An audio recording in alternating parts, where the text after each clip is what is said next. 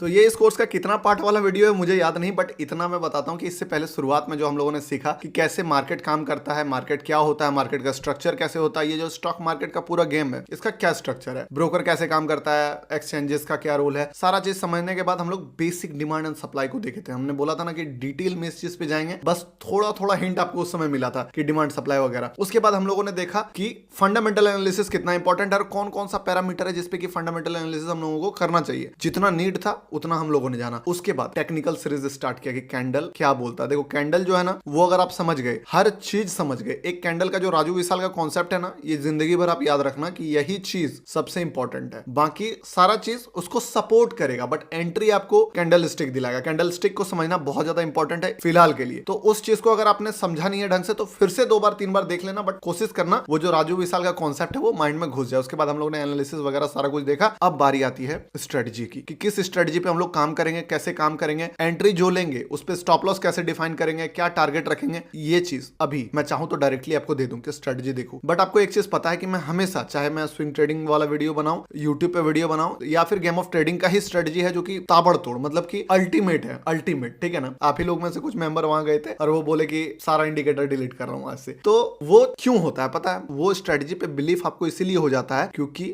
Strategy के पीछे एक बहुत स्ट्रांग लॉजिक होता है। और मेरा हमेशा से कोशिश रहा है कि आपको पहले एक बार लॉजिक समझा दे। अगर लॉजिक समझ गए ना, स्ट्रेटजी आप चाहो तो मल्टीपल डेवलप कर सकते हो। एक कॉन्सेप्ट अगर आपको पता चलता है कि इस गैस से, मान लो R32 गैस है, उस गैस से ठंडा होता है कोई भी चीज, अगर इसको किया तो उससे एसी बनता है, उसी से फ्रिज बनता है। कॉन्सेप्ट अलग अलग टाइप से यूज करके बहुत सारा चीज उसी चीज से इन्वेंट किया जाता है। इलेक्ट्रिसिटी मान लो किसी ने इन्वेंट किया, कॉन्सेप्ट समझ गया कि अच्छा इलेक्ट्रिसिटी में ये इलेक्ट्रॉन प्रोटॉन न्यूट्रॉन का जो पावर है, उसी कॉन्सेप्ट को लेके बल्ब भी बनाया जा सकता है, उसी कॉन्सेप्ट को लेके पंखा भी बनता है, उसी कॉन्सेप्ट पे एसी भी बनता है। कॉन्सेप्ट इंपॉर्टेंट है, मल्टीपल चीजें बना लोगे, मल्टीपल स्ट्रेटजी बना लोगे। बट टेंशन नहीं, मैं स्ट्रेटजी भी बताऊंगा, बट उससे पहले आपको पता है कि मैं किस टाइप से काम करता हूं। तो समझते हैं कॉन्सेप्ट क्या। देखो कॉन्सेप्ट बहुत सिंपल भी है, बहुत पावरफुल भी है और बहुत इंपॉर्टेंट भी है। अगर ये इंपॉर्टेंट नहीं रहता ना, स्ट्रेटजी सिर्फ बताना रहता, बता देता कि यहां बाय करो, यहां सेल करो। कॉन्सेप्ट समझ लो, जो थोड़ा क्रिएटिव होंगे उनके लिए लाइफ टाइम काम आएगा। जो क्रिएटिव मान लो बहुत ज्यादा लेवल पे क्रिएटिविटी नहीं निकाल पा रहे हैं, ब्लाइंडली ही फॉलो करना है, वो भी बता दूंगा। बट कॉन्सेप्ट इंपॉर्टेंट है। यूट्यूब में तो बता ही देता हूं ना ब्लाइंडली, बट यहाँ पे कॉन्सेप्ट समझोगे तो ज्यादा बेटर होगा ना। देखो कॉन्सेप्ट है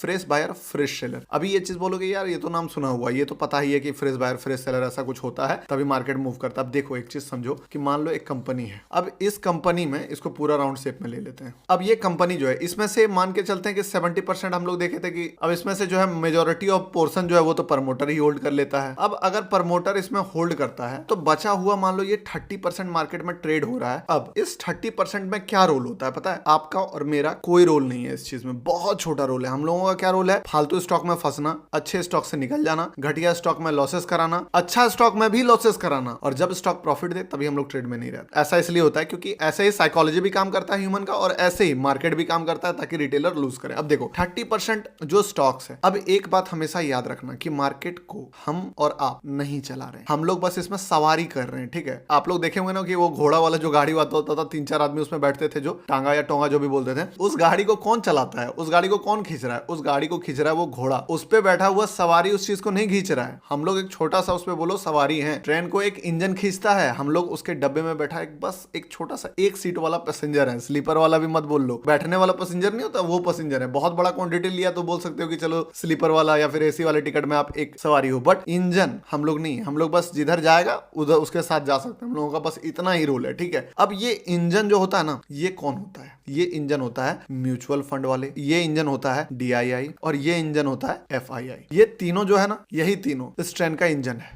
हम लोग सवारी हैं। अब हम लोग क्या करते हैं? हम लोग सोचते हैं कि हम लोग इस ट्रेन में बैठ जाएं, हम लोग उस ट्रेन में बैठ जाएं, हम लोग इस ट्रेन में बैठ जाएं। अब मैं आपको बताता हूं कि हम लोग तो ट्रेन को चला नहीं सकते हैं। अभी इस एग्जांपल को भूलो, ठीक है। अभी समझो कि हम लोग अगर कोई स्टॉक में मान लो 1000 का स्टॉक देख के घुसे, कॉन्सेप्ट बता रहा हूं, तब इस चीज को डिटेल में भी प्रैक्टिकली दिखाऊंगा भी, और इसके एक स्टेप आगे जब बढ़ेंगे। अगर कोई स्टॉक आपने 1000 का देखा, 1000 में खरीद लिया, वो स्टॉक का रेट घट के हो गया 800, आप क्या करोगे? आपके पास क्या क्या ऑप्शन है? आप 800 में एग्जिट करना चाहोगे, पहला ऑप्शन 1। दूसरा ऑप्शन है कि आप वेट करोगे करोगे, जो कि मोस्ट प्रोबेबली वेट ही करोगे कि 1000 तक का इसका प्राइस चला जाए, ठीक है। जब रिट्रेस करेगा तब एग्जिट करूंगा। या फिर आप बोलोगे नहीं मैं तो प्रॉफिट में ही जाऊंगा, ये तो अभी छोटा मोटा रिट्रेसमेंट है, ये तो एज यूजुअल पहले से ही प्रिडिक्टेबल था, तो 200 रुपया गिरा कोई बड़ा बात नहीं है। आप ऐसा सोच सकते हो कि 800 वाला 1000 अगर रिट्रेस करके जब जाएगा तो थोड़ा मोड़ा रिट्रेसमेंट में निकल जाएंगे। बट कभी भी FII, DII या फिर म्यूचुअल फंड वाले ये नहीं सोच सकते हैं कि जो रिट्रेसमेंट में वो निकलेंगे, ठीक है ना। क्यों? क्योंकि वही रिट्रेसमेंट लाएंगे, वही ट्रेंड लाएंगे। अब वो किसके भरोसे बैठेंगे? आप जब बैठ रहे हो कि 800 से 1000 जाएगा तब मैं एग्जिट कर जाऊंगा, थोड़ा रिट्रेस करेगा, आप बैठ रहे हो इनके भरोसे, इंजन के भरोसे कि मैं इस स्टेशन में अगला स्टेशन में उतर जाऊंगा जब ट्रेन जाएगा। बट इंजन जिसका है उसको तो पता है ना भाई कि मैं गाड़ी चलाऊंगा तभी वहां से वहां तक पहुंचूंगा, सवारी के भरोसे नहीं बैठ सकता हूं ना। तो वो लोग जहां चाहेंगे वहीं गाड़ी को बंद करेंगे, जहां चाहेंगे वहीं से गाड़ी को मोड़ देंगे, जहां चाहेंगे वहीं से गाड़ी को स्टार्ट कर देंगे, वहीं पे ब्रेक लगा देंगे। तो उनके हाथ में ही कंट्रोल है। अब ये चीज क्यों इंपॉर्टेंट हो जाता है? इससे एक चीज आपको समझ में आता है कि वो बहुत सोच समझ के हर जगह तो बाय कर नहीं सकते, हर जगह सेल भी नहीं कर सकते वो, ठीक है। तो जब भी वो घुसते हैं, फ्रेश बायर फ्रेश सेलर वाला बात बताया, ठीक है ना, उस समय इंजन स्टार्ट होता है एक अगले स्टेशन को जाने के लिए, मान लो point A to point B को ट्रेवल करने के लिए। अब इस पे भी मल्टीपल फैक्टर्स है, बहुत सारी चीजें डीप में कि कितना देर बाद रुका, कहां से कितना टाइम का रेंज ब्रेकआउट आया, स्टॉक कैसा है, उसका फंडामेंटल कैसा है, टेक्निकली वो वीकली कैंडल में क्या कहानी है, मंथली, वो भी जाएंगे डीपली। बट अभी मैं कॉन्सेप्ट बता रहा हूं। तो जब फ्रेश बायर उसमें घुसते हैं बड़े लेवल पे, हम लोग नहीं, फ्रेश बायर कौन? HNI, FII, म्यूचुअल फंड वाला, वो जब घुसते हैं तो उनको पता है कि मैं अगर घुस रहा हूं ना, मैं ही इसको यहां तक लेके जाऊंगा, कोई दूसरा नहीं आने वाला है इसको लेके जाने वाला, ठीक है। हाँ, कुछ सपोर्टर, कुछ उस टाइप के और भी आएंगे, बट आपके भरोसे तो वो नहीं रहने वाला है। अब वो पैसा कैसे डालेगा? मान लो उसको दिख रहा है कि फंडामेंटली कंपनी वीक है या फिर कंपनी का दम खम कंपनी में है नहीं, ठीक है ना। दो चीजें देखो, एक होता है लॉजिकली मार्केट चले, एक होता है बिना लॉजिक का मार्केट चले। 90% केस में मार्केट पे लॉजिक काम नहीं करता, वो बिना लॉजिक का ही चलता है, ठीक है। अब यहां से दो चीजें आपको समझ में आया, फ्रेश बायर तो समझ गए। अब आप बोलोगे कि यार अगर मान लो वो बेकार कंपनी में तो घुसेगा नहीं, HNI,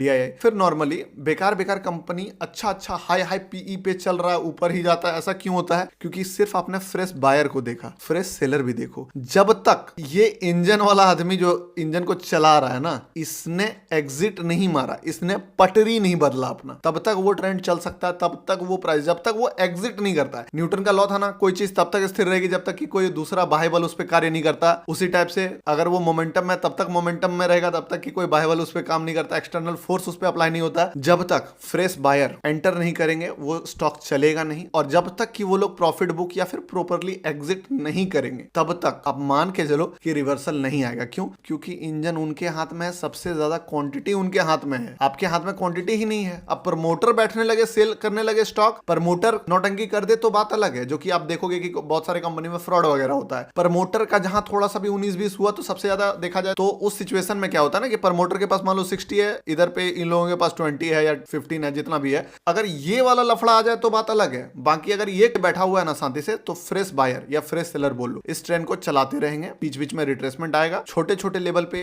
बायर एंटर करते रहेंगे। हर टाइम फ्रेम पे एक फ्रेश बायर फ्रेश सेलर होता है। आप कभी कभी देखोगे कि निफ्टी में 1 मिनट का चार्ट में देखना, आपको अलग लेवल का ट्रैप दिखेगा। 15 मिनट के चार्ट में भी देखोगे, वहां पे भी ट्रैप दिखेगा, वहां पे भी आपको रिवर्सल दिखेगा, वहां पे भी ब्रेकआउट दिखेगा, और 1 घंटे के चार्ट में भी आपको वही चीज सेम टाइप का कॉन्सेप्ट दिखेगा। इसका मतलब है हर लेवल पर फ्रेश बायर फ्रेश सेलर बैठे हुए हैं। तो अगर कोई 1 मंथ कैंडल वाला फ्रेश बायर घुसा हुआ इस चीज में, वो स्टॉक तब तक रिवर्स नहीं करेगा जब तक ये 1 मंथ वाला फ्रेश बायर एग्जिट नहीं करता है। बीच बीच में 1 डे वाला, 1 वीक वाला टाइम पास कराएगा। तो अब समझते हैं इस चीज को, थोड़ा चार्ट में देखो। अब मैं इनको इंजन का नाम क्यों दिया समझाता हूं थोड़ा डिटेल में, ठीक है। ये स्टॉक है ITC। आप अगर इसका चार्ट देखो तो हम लोगों ने दिखाया भी था अपने एक स्विंग वाले वीडियो में, वीकली कैंडल में आ जाए, और ये चीज कॉन्सेप्ट भी है, लागू होगा। ये करीब इस जगह का प्राइस था 220 के आसपास में बैठा हुआ था। रिटेलर मोस्टली इसी जगह फंसते हैं, ठीक है, यही टाइम पास जोन में, और अपना पोजीशन छोड़ते रहते हैं। प्रॉफिट हुआ वो एग्जिट कर गए। एक चीज हमेशा याद रखना, अभी टेंशन मत लो, मैं इन्वेस्टमेंट नहीं सिखा रहा हूं। अब चाहो तो इन्वेस्टमेंट कर सकते हो, मैं कॉन्सेप्ट बता रहा हूं। कॉन्सेप्ट को फिर हम लोग 1 घंटे वाले फ्रेश बायर फ्रेश सेलर को देखेंगे, चाहो तो आप 15 मिनट वाले देखो, चाहो तो आप 1 डे वाले देखोगे। अभी कॉन्सेप्ट समझ रहे हैं हम लोग, उसके बाद स्ट्रेटजी समझेंगे। अब ये वाला जोन था टाइम पास, ये देखो है टाटा मोटर का चार्ट। ये जो कॉन्सेप्ट मैंने आपको यहाँ पे बताया है कंपनी का, अब देखो इसको हम लोग एग्जांपल के साथ समझते हैं। ये टाटा मोटर का चार्ट है, किस चीज का? फाइनेंशियल। आप चाहो तो टिकर टेप में देखो,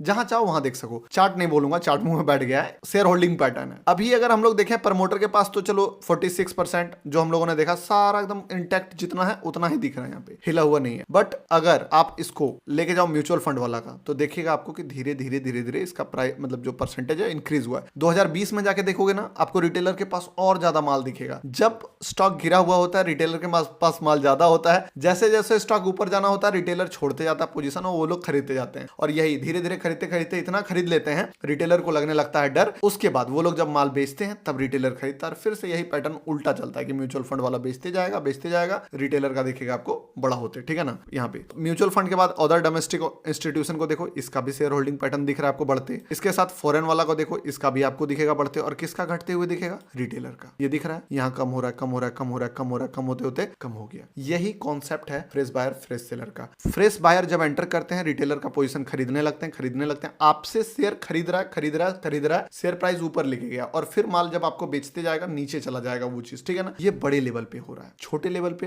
कैंडल्स में दिखेगा। इस चीज को मैंने आपको सिर्फ इसीलिए ग्राफ में दिखाया ताकि पता चले आपको कि यही कॉन्सेप्ट है फ्रेश बायर फ्रेश सेलर का। अब आपको चार्ट में मैं बहुत जबरदस्त चीज दिखाने वाला हूं, ठीक है। अभी इस चीज को देखा आपने फ्रेश बायर फ्रेश सेलर में। अभी हम लोग आते हैं बायोकॉन का चार्ट पे। बायोकॉन को अगर आप देखोगे तो बायोकॉन बहुत खतरनाक लेवल का डाउन ट्रेंड में चल रहा था। कब से? देखो यहाँ पे 12 अक्टूबर 2020 से 3 अप्रैल 2023 तक बायोकॉन गिरा। लेकिन इस दिन 20 मार्च 2023 का है ये डे में, अगर हम लोग जाएं, एक न्यूज आया था कि 70 या कुछ करोड़ का माल बिका था, पता नहीं एग्जैक्टली याद नहीं है, बट 6-7% कोई होल्डिंग अपना बल्क डील में या मार्केट प्राइस पे शॉर्ट कर दिया था लास्ट टाइम पे। अब मार्केट में एक स्टेशन पहुंचा, एक प्लेयर जो कि बैठा हुआ था, बहुत दिन होप में था। मान लो ऐसा थोड़ी है कि वो लोग नहीं फंसते हैं, वो लोग हर स्टॉक को ऊपर लेके चले जाते हैं। उन लोगों के लिए भी है कि अगर एक पार्टी घुसा है, दूसरा भी उस टाइप का पार्टी, हाँ आपके भरोसे वो नहीं बैठा है, लेकिन अदर पार्टी अगर उसमें नहीं, वो ट्रैप हो चुके हैं, तो कहीं ना कहीं तो वो अपना लॉस बुक करेंगे। अब इतना गंदा सिचुएशन है मार्केट में कि जब बड़ा प्लेयर भी जब एग्जिट करता है, आखिरी उम्मीद क्या है? 210 का, ठीक है। अब एक बड़ा प्लेयर आखिरकार हार मान के लॉस बुक करता है, जहां तक था, और मार्केट तब तक नीचे ही जाता है। एक होता है नीचे जाना, कई बार मैंने आपको ऑप्शन में बताया, वो जो बुल्स ही रेड कैंडल बनाता है, बट ये बुल्स ने रेड कैंडल नहीं बनाया, असलियत में वो एग्जिट किया, ठीक है। मे बी एग्जिट इसीलिए किया कि बाद में खरीद लेंगे, ऐसा भी हो सकता है, ठीक है। यहाँ पे खरीदा भी है, बहुत दबा के बाइंग हुई है, मे बी उन्हीं लोगों ने खरीदा होगा। अब वो लोग का क्या होता है ना कि इमोशंस नहीं रहते हैं, क्योंकि अपना पैसा तो है नहीं, लोगों का पैसा है। मान लो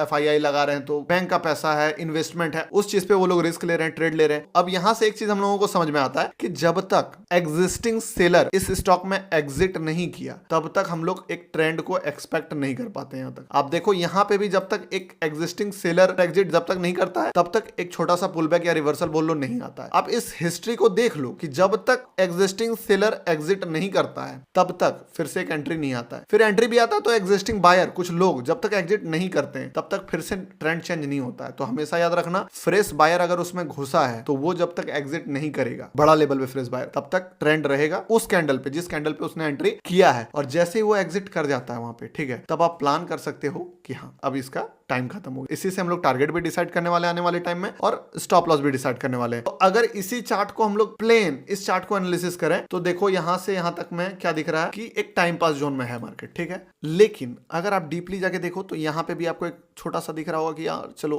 निकल गया, नीचे काटा है। ऊपर भी जाके देखोगे तो आपको दिखेगा कि हाँ इस जगह पे एक रेसिस्टेंट का ऊपर के साइड ब्रेकआउट आया है। इससे एक कॉन्सेप्ट पता चला, इसको हाई प्रोबेबिलिटी कैसे बनाना सब बताऊंगा, टेंशन मत लो। अब इस चीज से आप मल्टीपल चीजें पता कर सकते हो। क्या पता कर सकते हो? कि ट्रेड में कब घुसना है। अगर आप मान लो इन्वेस्टमेंट के पर्पज से घुस रहे हो, तो जब तक एक बड़ा प्लेयर एग्जिट नहीं करता है, तब तक नहीं घुसना है। कब निकलना है? जब तक एक बड़े प्लेयर का टारगेट अचीव नहीं होता है, तब तक नहीं निकलना है। अभी पेटीएम अगर हम लोग इसके बाद देखें, पेटीएम लगातार गिरा, कंसिस्टेंट गिरते रहा, इस पॉइंट तक गिरा, ठीक है। इस पॉइंट पे अगर आप देखो तो इससे पहले इस टाइप का एग्जिट किया है। इस टाइप का कैंडल कब बनता है? जब बड़ा प्लेयर इससे एग्जिट करता है। बड़े प्लेयर जब तक एग्जिट नहीं करेंगे, इस टाइप का कैंडल नहीं बनेगा, इस टाइप का कैंडल नहीं बनेगा। जब वो लोग एग्जिट कर चुके हैं, उसके बाद देखो आप रिट्रेसमेंट, और उसके बाद भी छोटा मोटा रिवर्सल मिला छोटा नहीं है, 50% का है। हमेशा यही कॉन्सेप्ट लागू होता है। और अगर यहाँ पे भी आप देखो इसका लो मार्क करके आप इस चीज को, तो क्या दिखेगा कि मोमेंटम वहीं से आया जहां से फिर से अदर पार्टी अपना हिम्मत हारता है, एक पार्टी हिम्मत हार के डिफीट होगा तभी दूसरा पार्टी ट्राई करता है, उससे पहले नहीं। इसके पीछे भी लॉजिक है, क्वांटिटी नहीं मिलेगा,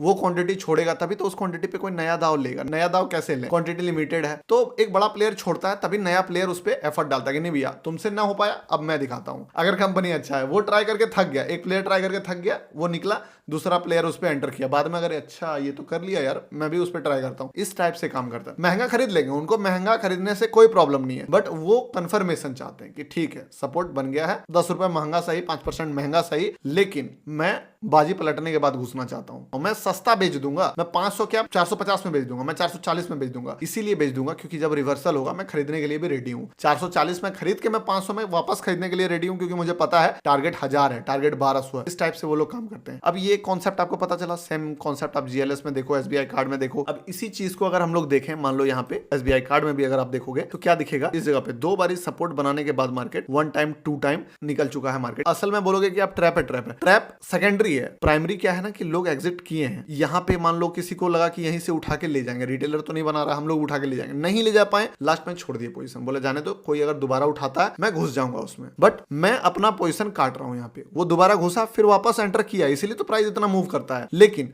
वो अपना पोजीशन छोड़ देता है। तो अभी इससे हम लोग जब एक चीज सीख गए कि ऐसा होता है मार्केट में कि गिरते गिरते स्टॉक अगर नीचे जाता है वो लोग वापस घुसेंगे, चलो ठीक है। एग्जिट भी अगर आप देखो तो कहां तक मिलता है, ठीक 1000 एक राउंड नंबर है।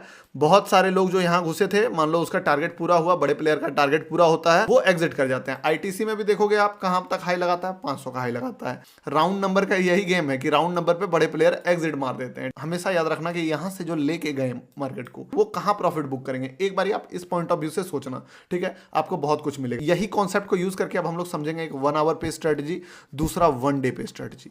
ये 2 स्ट्रेटजी हम लोग समझेंगे। वीकली 1-2 ट्रेड तो मिल ही जाएगा, और 1 डे वाला जो है मंथ में 1-2 भी मिल जाए तो बहुत अच्छा है।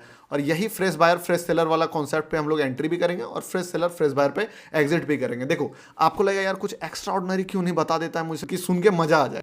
पैसा कमाने से मतलब रखो, पैसा इस चीज से बनेगा, इसका गारंटी मैं देता हूं, ठीक है, कि इस चीज से पैसा बनेगा ही बनेगा, क्योंकि मार्केट में यही काम कर रहा है। आप जाके कितना ही चार्ट बैक टेस्ट कर लो, आपको ये चीज समझ में आ जाएगा कि क्या इसका वैल्यू है। ज्यादा सीखना 25 घंटा का कोर्स, 45 घंटा का कोर्स, ये सेकेंडरी है। काम का चीज अगर आपको 1 घंटे में मिल जा रहा है वो इंपॉर्टेंट है। तो नेक्स्ट वीडियो में हम लोग अब इसका कॉन्सेप्ट समझा दिए फ्रेश बायर फ्रेश सेलर का, ठीक है ना। अब सेकंड वीडियो में हम लोग 1 आवर कैंडल पे इसी का स्ट्रेटजी देखेंगे, फिर 1 डे पे स्ट्रेटजी देखेंगे और इंपॉर्टेंट पॉइंट्स को समझेंगे, कैसे इस चीज पे प्लान बनाना है, कैसे स्ट्रेटजी से एंटर करना है, स्टॉप लॉसेस क्या प्लान करना है, कितना क्वांटिटी लेना है, कब क्वांटिटी बढ़ाना है, कब क्वांटिटी घटाना, सारा चीज का वीडियो भी मिलेगा आपको।